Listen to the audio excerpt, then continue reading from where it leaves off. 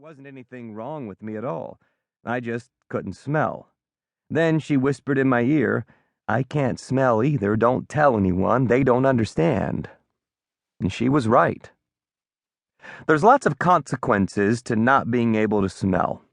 You don't know when you stink. You don't know when something else stinks. But you always suspect that something stinks because people are always reminding you. When someone asks, "Who stepped in dog shit?" I don't even bother looking at my shoe anymore. I just leave the room. It was me. Shit might as well be chocolate. I climbed back into the car and cracked a soda pop. I didn't feel like driving yet. I just sat there. The windows were up. The air conditioner was broke. Let it bake. I was an Indian in a sweat lodge. A cop knocked on the window. I cranked it down. He said, "Everything all right?" "It's too damn hot."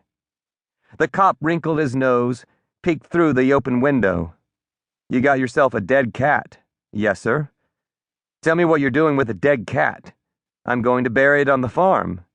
He looked at my neck. "You're not a farmer." "My dad is. Emmett Williams. Maybe you know him?"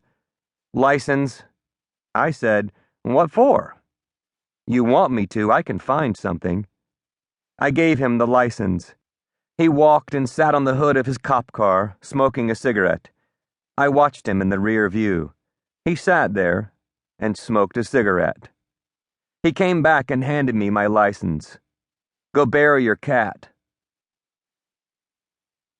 When I pulled into the driveway, Dad was next to the shed, poking a jack-handle into a juniper bush he'd planted 25 years ago. In a land where things refused to grow, he treated that juniper right. It was taller than he was. He stopped poking the bush. "You come alone?" "I brought a cat."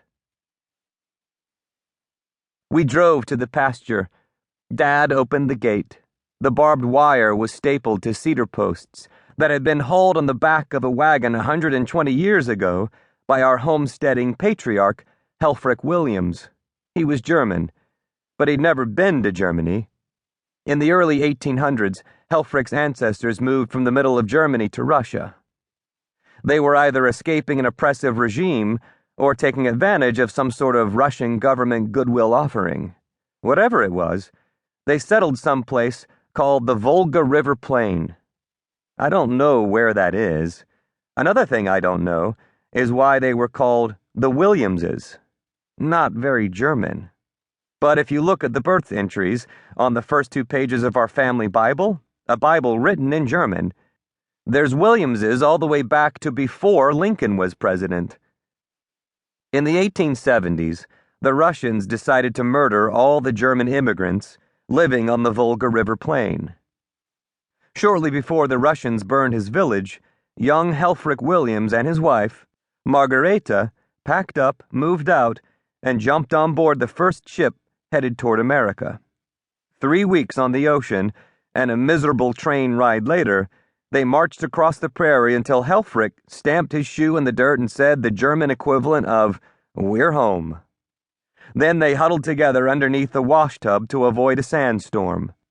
The Homestead Act promised paradise, and, unlike many of their neighbors in that rectangle of the Great Plains, soon to be known as Stratford County, that's exactly what Helfrich and Margareta found.